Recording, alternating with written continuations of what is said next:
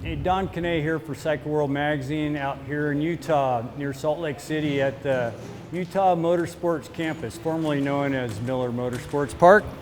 And our magazine's tested bikes here. We did some cool shootouts here in the past. And today, Suzuki brought journalists out here to test out the third generation Hayabusa, the 1340cc inline four that's legendary. This bike first introduced 1999, as I recall. Rode the bike over in Barcelona, Spain, on the Catalunya circuit, on some Spanish freeways out to the coast. Epic press experience on that original Hayabusa. I think we did like $160 plus on the freeway for long enough to have a sore neck by the time we reached the lunch stop. The other cool thing is this bike retains all that great character that excited the world when it first hit the scene, like what, 21, 22 years ago? And so here we are. I'm actually wearing the same leathers that I wore 22 years ago on that first Hayabusa. So this bike has held up well over the decades. My suit's held up well over the decades. My hair color has not. But Suzuki has made this bike more rideable than the first two generations thanks to advanced electronic rider aids. So this is stuff that we first saw on their sport bike platforms, GSX1300RR. Electronics that all the manufacturers have been developing the past several years in their MotoGP and Superbike programs. And that's trickle-down technology that reaches the production bikes. So when you have a powerhouse like this, that's capable of incredible acceleration, one of the quickest bikes that Cycle World ever tested in stock form.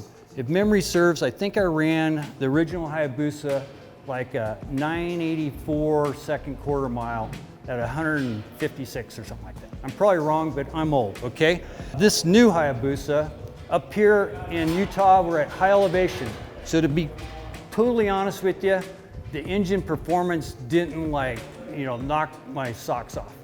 But I understand that 5,000 feet above sea level is a whole different experience than when you get this same motorcycle down by the beach.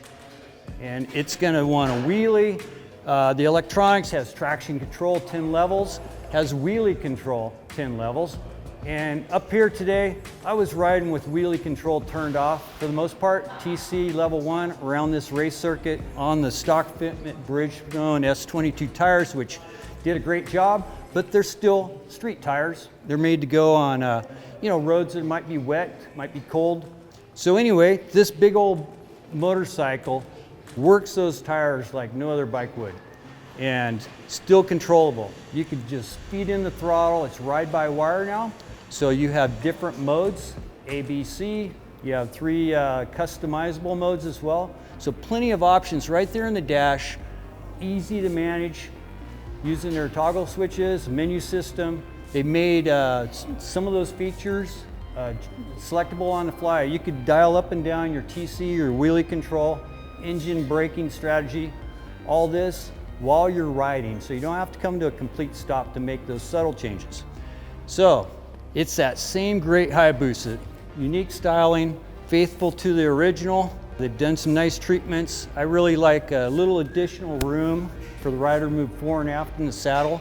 Super easy to scoot your rear back and get tucked in on this motorcycle. You don't feel like your nose is pressed into the windscreen. Or for me, sitting up close to the tank on the road ride yesterday, I found that the seat has plenty of padding and it's broad enough in the midsection to be comfortable over a sustained ride. And that allows you to take more weight off your wrist.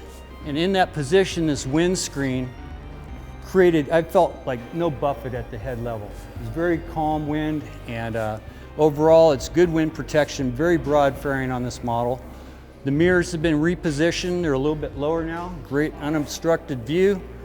And one of my favorite things about the revised styling is integrated turn signals, front and rear, which is kind of unique in the US market. They have turn signals that aren't integrated into the mirror or on stocks. And so Suzuki has really pulled it off, giving the third gen Hayabusa a great new look. I think it's got the staying power to be with us for some time to come. It might just outlast this suit and myself. With any luck, I'll be here the next time it comes around. So it is a big motorcycle. It has impressive cornering clearance for a bike in its class. But when you really feel comfortable on it, which I did today in a short time, you start to use that cornering clearance. So we were dragging this, we even got into the fairing here a little bit. I have to say that would never happen on the street with me riding it. It's just a racetrack is a whole different environment where your comfort level just keeps increasing with repetitive laps.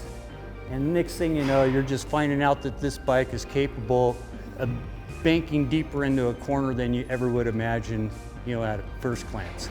So I hope you enjoyed joining us here in Utah to ride the new 2022 Hayabusa, and we'll see how it fares up against the competition in the future.